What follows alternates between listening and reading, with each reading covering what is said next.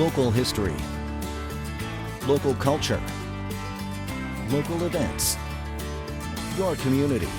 This is the Joe Kelly Show.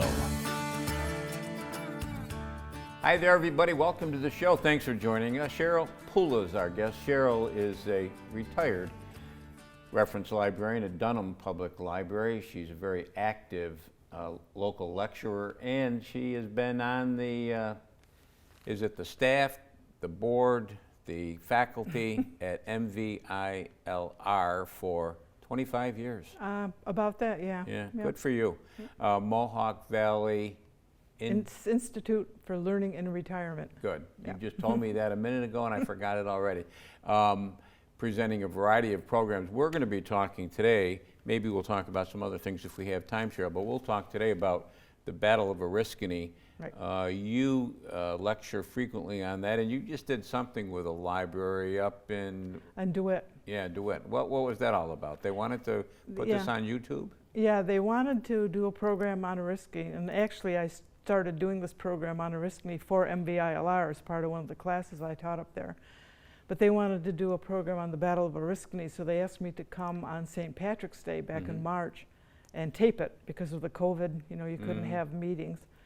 And they did, and it was on YouTube last week. Okay. I think it was last Thursday that it was on YouTube, yeah. And then shortly after that was when you called and asked me to come up and kind of summarize what we talked about. Yeah, and we're going to do that in a minute. I want to just ask you a quick question, though. You spent a lot of years at Dunham Public Library in Whitesboro. 25 years. 25 there and 25 up at SUNY. George Dunham. Yeah. Tell people who George Dunham was. I hate to see his name get lost in history. Well, he was a local resident, lived in Whitesboro, who at one time was the editor of the Utica newspapers, and was, you know, did a lot of contributions around the area, you know, quite a well-known gentleman in his time. And he lived in Whitesboro on Main Street. If you go there today, in fact, Dunham Public Library, which is named after him, the main part of the library, the old, what we called the old part when I used to work there, was his house that was donated after he passed to the village of Whitesboro, the town of Whitestown, to be operated as a public library. Yeah, it's really a mansion, isn't it? Yeah.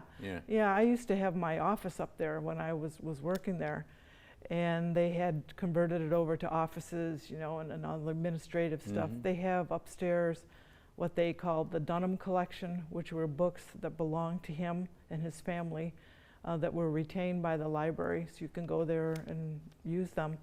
In fact, I was just over there not too long ago doing some research, and Dennis Kinninger, the reference librarian, was showing me some of the books that they had up there with autographs from Ulysses S. Grant, Mark Twain, you know, people like that. Nice. So yeah, they have quite a few historic documents over there.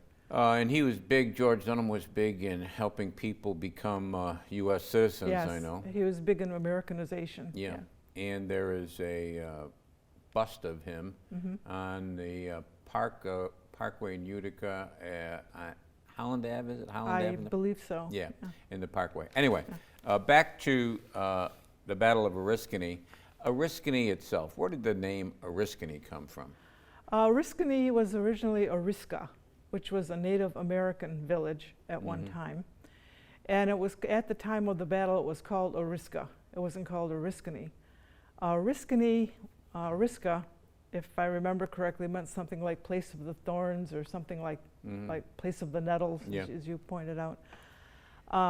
It wasn't until after the Revolutionary War it became Oriskany. And it became Oriskany because people from that time would be out of state, like Massachusetts or wherever, who had friends or relatives in Oriska would address the envelopes Oriska NY for New York, so they'd know where it was. And eventually it just combined into Oriskany, like we know it today. Back in the day, it was August 6, 6, 1777, Right. was the day of the battle. Set the stage, Sheryl. This was really a British plan, was it not, to divide the colonies? Talk about that. Yeah, the British wanted to divide the colonies in half between the northern colonies and the southern colonies, because when anything happened, like Lexington and Concord, when that happened, they would send couriers to Philadelphia or to Charleston or wherever to let them know what was happening, because of course this was before the days of telephone, telegraph, cell phones, all this kind of thing. So the British decided that if they could divide the colonies in half, they couldn't communicate anymore, and maybe this would help to quash the rebellion, which by this time had been going on since April of 1776, so about a year and 4 months or so. So their plan, and it was come up with by John Burgoyne, one of the British generals. Gentleman John Burgoyne. Gentleman Johnny, yeah. He came up with this, what we were told in school, they called the three-way plan of the British. He was going to take a force of soldiers up to Canada and come down south through like the Lake Champlain, Lake George area to Albany. William Howe was going to come up from New York City up the Hudson Valley and meet him in Albany. And Barry St. Ledger was going to come from Lake Ontario, Oswego, basically, and come east through the Mohawk Valley and meet in Albany, and that way they were going to split the colonies through New York. And a lot of people don't know that there were more Revolutionary War battles fought in New York than any other colony. And even after the war technically ended. And what happened at Fort Stanwix and the Battle of Oriskany, and those two places are so intertwined in so many ways. What happened, I tell Rangers at Fort Stanwix, had it not been for, who am I to be lecturing Rangers at Fort Stanwix, but I tell them, had it not been for the Battle of Oriskany and Fort Stanwix, we'd be carrying British passports today. Oh yeah. Yeah. Yeah. Yeah, it's interesting. If it hadn't been for Fort Stanwix, there wouldn't have been any Oriskany. If it hadn't been for Oriskany, there wouldn't have been Fort Stanwix. And a lot of people think that the turning point of the Revolutionary War was the Battle of Saratoga, because that's more well known. But Saratoga didn't take place, the first Battle of Saratoga, because there were two, didn't take place until a month or so after the Battle at Oriskany. And if the colonists, if you will, hadn't prevailed at the Battle of Oriskany, Saratoga would have been different. There might not even have been a Battle of Saratoga. You know, who knows? It's one of those things where if this had happened or not happened, would something else have happened? It's kind of like the butterfly effect. Yeah. You know? Well, you agree with me and you agree with my good friend Frank Tomeno. We say what happened at Oriskany and Fort Stanwix was the most important thing. Oh yeah. Yeah, I think so. When we come back, let's talk a little bit about the actual battle itself. And I want to ask you, too, about Drums Along the Mohawk, one of my favorite movies, and get your take on that. Did that really historically accurate or not? Sheryl Pula is our guest. We're talking about the Battle of Oriskany. Short break, right back.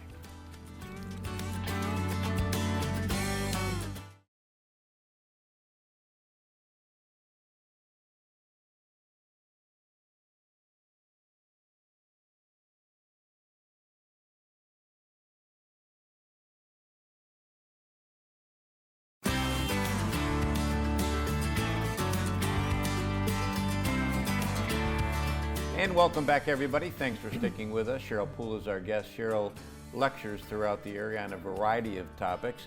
Today we're talking about one of the ones that she has talked about many times in the area, and that's the Battle of Oriskany. And Sheryl, before the break, we were talking about Drums Along the Mohawk. I mentioned it in passing. Walter D. Edmonds, Boonville, New York, wrote the story. Henry Fonda, Claudette Colbert, Ward Bond starred in the movie. Great movie. And that depicts, they never, I don't believe in the movie they ever mentioned the Battle of Oriskany, but that's what it was. Yeah, not directly. They show the troops marching off to go fight in what will be the Battle of Oriskany. Then they show them limping back home after the battle, because most of it, the movie is centered around the Fort Stanwix contingent during what would be the battle of the movie. Yeah, as far as I can tell, it's not too far off in accuracy. Like Henry Fonda, they show in the movie running to Fort Dayton, which is now Herkimer, to get help. Yeah. And that was in the reality a gentleman named Adam Helmer. Yeah. General Herkimer's portrayed in the movie. His actual name was Niklaus Herkheimer because he was a Palatine German. But yeah, as far as I know, it's pretty accurate. And the last scene or so in the movie is where they come in with the Stars and Stripes, the American flag. Yeah. And the American flag, the Stars and Stripes, was first flown in battle, if you will, or during a battle situation at Fort Stanwix in 1776 during the Battle of Oriskany / Fort Stanwix. And they had adopted a resolution of what the flag was going to look like a couple of years before. Congress had, but the word was slow in getting around.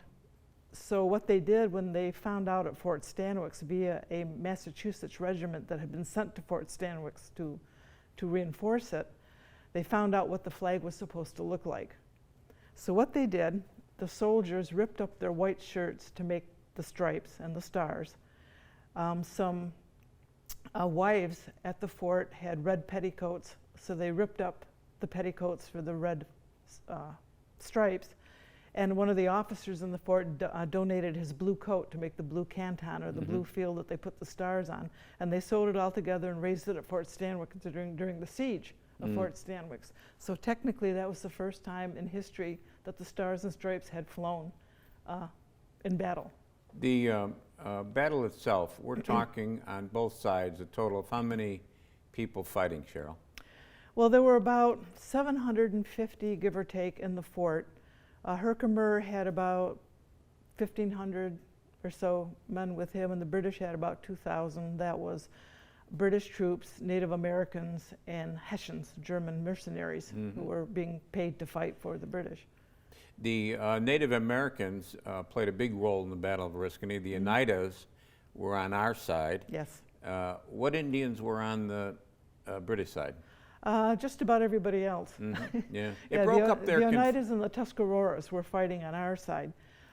Joseph Brant, the Mohawk leader, was fighting on the British side because he had been to England, and George III, the king, had promised him that if the British prevailed in putting down the rebellion, the Native Americans would get to keep their lands.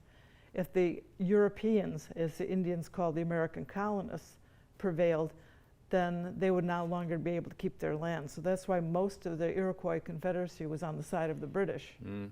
The Battle of Oriskany really broke up that Iroquois Confederacy forevermore. Yeah, they had basically a civil war that occurred as a result of the Battle of Oriskany. In fact, I'm told even today when the Native Americans in the area talk about Oriskany, they call it like the place of tears, because that's where their whole confederation basically fell apart. The General Herkimer was marching his militia from about where? About Herkimer, you know, German Flats, Herkimer area, because that's where Fort Dayton was. And they were, in fact, the Daughters of the American Revolution. I thought this was a great project. I forget how many decades ago, they put monuments along that trail wherever they spent the night. Yes? Right.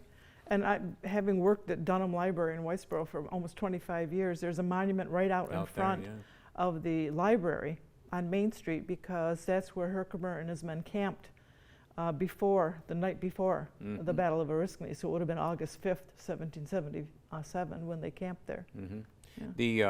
As they marched west towards what would be the battle, it was set up by the British and their Native American allies to be an ambush. Right. Not to be a battle, but to be an ambush. Right. If you go to Oriskany today, there's a ravine right next to the main part of the battlefield. And Route 69, right off of Route 69. Right, 69, right. And the British plan was to line that ravine with troops, basically Native Americans. The Native Americans had been told that the British were going to do most of the fighting in the battle, which wasn't true. It ended up being the Native Americans. But they were going to line that ravine and let Herkimer and his men march into the ravine. And once they got into the ravine, the British allies would be on the high ground, and they would ambush them in the ravine because they knew they wouldn't be able to get out of the ravine. And that's pretty much what they did. Yeah, they had to fight their way out to to high ground. And you know, Right. you look at the battlefield today, and it's all clear and everything. But back in those days, it had to be much different place. Oh yeah, because it was a dense wood basically. Other than the village, the battlefield itself was pretty much wooded, you know, like a wilderness almost. Yeah, and Herkimer rallied his troops. He got them to higher ground. He got them out of the ravine, and then it was really ferocious fighting.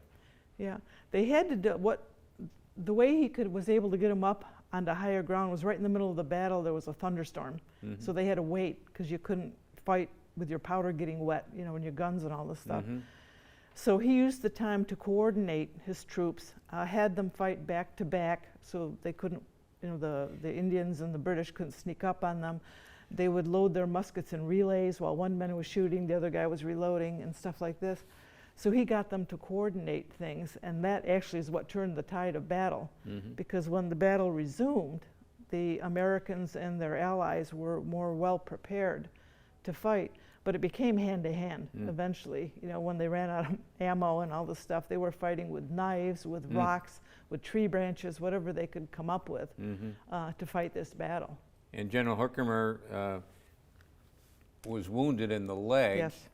And do you think that famous picture of him with his back up against a tree pointing, is that pretty accurate, or?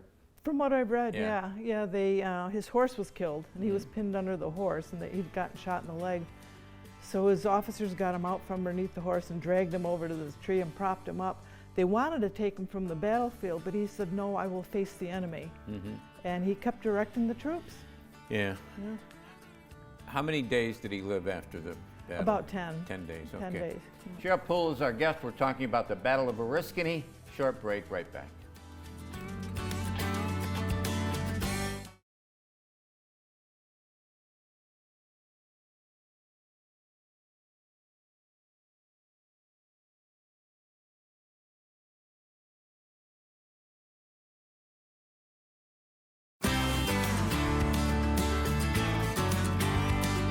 And welcome back, everybody. Sheryl Pula is our guest. We're talking about the Battle of Oriskany. Before we go back to the battle, though, if somebody wants to sign up for MVILR for this time around, when is that going to take place? There's going to be one, right? There is going to be one. We're not quite sure of the date yet, but probably sometime in September. Okay.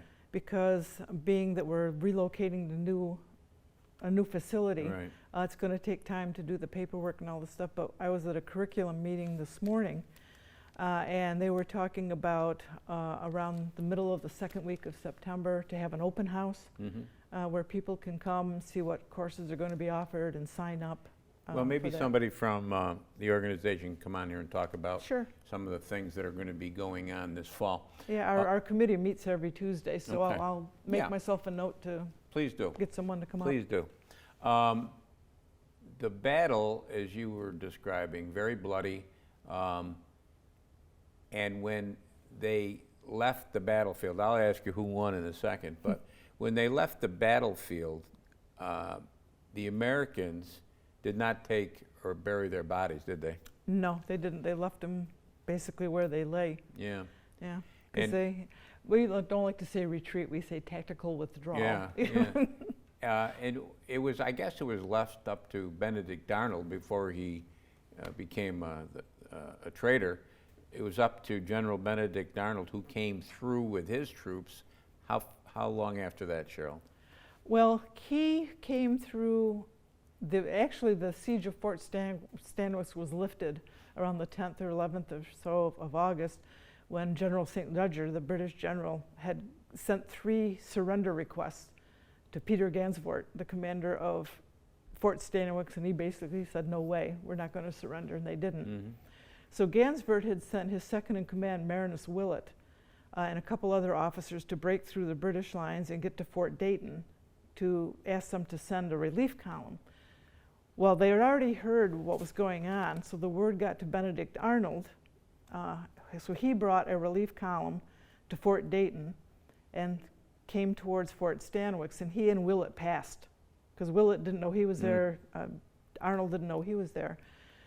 So Arnold got to Fort Stanwix. The British had already left, but he and his men chased them several miles until they knew that they were actually going to go back to Oswego and not turn around and come back to the fort, and then dropped the chase. And he turned around and took his army back up to Stillwater, which is where, and just in time for the first Battle of Saratoga. So that's why Arnold was technically at both Oriskany and Saratoga. Yeah. Fort Dayton is where? Herkimer. And Benedict Arnold's troops, when they got to the Oriskany battlefield, they buried the dead up there? Yeah. Yeah, They said did. they could smell it miles away. Yeah, because this was, by the time he got there, it was several days after the battle. And remember, it's August, Yeah. it's hot, Yeah. you know, so it's not going to be too nice up there. The winner of the battle, who won? Technically, there was no clear winner, but both sides claimed victory because the British said, well, you know, the Americans retreated, we got rid of them. True. But what St. Ledger was supposed to do was sweep through the Mohawk Valley and get to Albany, which he didn't. He turned around because he couldn't take Fort Stanwix, went back to Oswego, and ultimately sailed back up the river to Canada, never to join Burgoyne, because by the time he could have done that, Burgoyne had already surrendered at Saratoga in October, right? Now, the Americans didn't really consider it a victory per se because they were forced to retreat. But the British were also forced to retreat. And we held on to Fort Stanwix, which was the object of the whole thing. So technically, I would call it a marginal American victory. But had they not won, the whole course of the revolution could have been a lot different than it is. Like you said, we could all be carrying British passports now. The Oneida County, the then Oneida County Historical Society, their first project was to put up that Oriskany Monument. Right. And now the United County History Center. And it's been years since I've been up there. I think the names of everybody in the battle, or all those who were killed in the battle, are on the monument. I believe so, yeah. The, it's not the only monument to that battle. I mean, there's others up at the battlefield, and then of course General Herkimer's house still stands. Yeah, Herkimer's house is still there. The monument's still there. Fort Stanwix has been rebuilt. People ask me when they come visit me from out of state, is that the real fort? And I'll say, no, it's a reconstruction, but it's exact. Yeah. And it's on the exact same site. I remember when I was in high school, I was in the Rome Civic Band, and we used to meet every Monday night at the American Legion Hall in Rome, which was right on where the fort was. Yeah. So when they reconstructed the fort, they had to tear down that whole block where the Legion Hall was, and there were some businesses and stuff. But they did reconstruct it to an exact replica of what it was. Yeah, I always enjoy going up to Fort Stanwix. In fact, I'm going to have to get up there this summer. The General Herkimer house is another great, I mean, that's the original house. Yes, it is. Yes, it is. It's up just outside of Little Falls. Yeah. The lecture season for you goes on all year. What are your topics that you most frequently get asked to talk about? The first ever program I did was on the RMS Titanic, because I had a friend who taught at New Hartford High School, and he called me one day and said, can you come in the class and talk about the Titanic? And I said, yeah, I guess, because I'd never done it before. So what'd you do, research it? And yeah, I researched it, and I was a member of the Titanic Historical Society that's based in Massachusetts, so I really didn't have to do a lot, but I researched it, you know, and then people heard about it, and they started asking me to come in and do it, and then they'd say, well, can you do a program on A, B, or C? Okay, so I started doing other programs, but that's popular. Anything on World War II or the Civil War is popular. Amelia Earhart, the Lindbergh kidnapping is popular. I'm doing one tomorrow in DeWitt at a retirement home on Ulysses S. Grant. Personally, I think Grant is much maligned and doesn't deserve the reputation he has, but that's my opinion. I'm going to ask you back, and maybe you'll talk about one of those topics. Amelia Earhart and Gettysburg are two of my favorites. Thanks for joining us today. Appreciate it. You're welcome anytime. That's going to do it for us today. We'll be back next week. We'll do it all again. Don't forget, cnyhomepage.com. There's lots of good stuff there. Until next time, take care of yourself, everybody.